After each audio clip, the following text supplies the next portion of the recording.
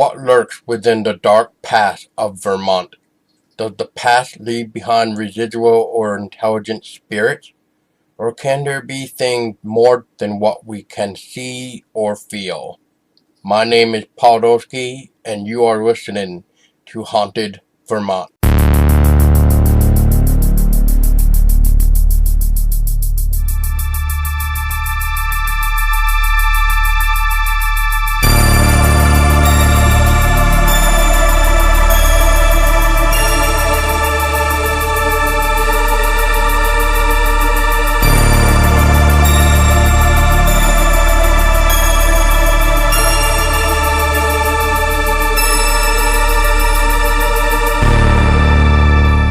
As tuberculosis gripped the United States in the early 1900s, there was a growing need for hospitals and places to treat the growing number of people falling ill to the terrible disease.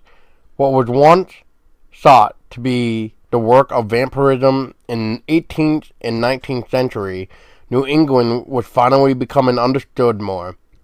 Sanitariums were soon constructed across the country, not only to house and attempt to cure all those who were suffering from the illness, but to remove them from the rest of society.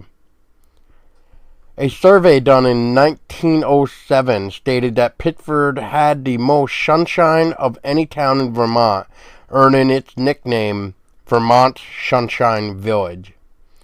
Perhaps coincidentally, in 1907, a large piece of land in Pittsford was purchased by the Proctor family, who owned the Vermont Marble Company, with the purpose of building a tuberculosis hospital, officially named the Vermont Sanitorium.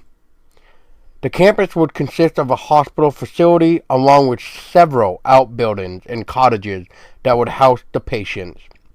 At the time, it was a common theory that tuberculosis could be treated by exposing its victims to fresh country air, along with healthy food and exercise, so many sanitariums were built in rural locations. The Pittsford site was described as a beautiful land surrounded by mountains and protected by a dense evergreen forest to the north, and to the south of the hospital was a steep ravine which dropped 100 feet to a beautiful mountain brook. The hospital was originally designed to house 100 patients, each having their own room. The buildings were designed with porches and connecting walkways to other buildings in the form of loggias, providing open spaces and lots of fresh air. But tuberculosis treatments of the time were primitive and precarious. There was no cure for the disease, and patients were often at the mercy of the doctors who were only experimenting, hoping whatever they tried would be effective. But most often, if the tuberculosis didn't kill you, the treatments would, which made sanitariums more like the end of the line than a respite. Stories of doctors removing ribs with saws, inflating balloons in the infected lung to stimulate breathing, weighing the patient's chest down with heavy sandbags, were some of the gruesome treatments conducted behind the walls of these mysterious locations. The sanitarium was deeded to the state of Vermont in 1921 and would remain active until 1967, when the advances in medicine led to a significant decline in the number of patients who required treatment. Eventually, the state of Vermont cut the funding of the hospital, saying it could no longer be justified. Today, the former hospital campus has been converted into the Vermont Police Academy, and much evidence of its less than pleasant past has faded into memory. But there are some artifacts that still remain and are carefully shunned. Sitting in a patch of dense woods on a road that has long since disintegrated are the remains of the Caverly Preventorium, a hospital complex opened in 1923 on 80 acres which treated children who were at risk of contracting tuberculosis. Preventoriums generally catered to children from poor families who, at the time, weren't considered intelligent enough to prevent their children from getting sick. In one article, that rather blunt quote stood out. And I quote, "It was assumed that if you were a child in a wealthy home, your parents knew enough not to cough on you," unquote. The two hospitals were often referred to by locals as the Prevent and the Sane, and it was common for children of the Prevent to have mothers up at the Sane. According to the Pittsford Historical Society, the Preventorium closed around 1947, and the complex was sealed up and left untouched. The building became displaced by decaying face and the isolation of woods. One of the buildings became a private residence for a while, but not for long. Drawn to the house's already blemished reputation, the town of Pittsford took advantage of this and began using the building as the site for its annual haunted house every October, an event that continues to this very day. But does something still linger here? Is it possible that a long history of tragedy and sorrow has forever stained the atmosphere of these buildings, writing its curse deep within the walls? Ironically, it seems that the town of Pittsford created a haunted house within a real haunted house. Stories of feeling watched in certain parts of the house have been reported. Some rooms were stronger than others, including a few rooms upstairs. Untraceable sounds, mysterious lights, and a phantom odor have been reported.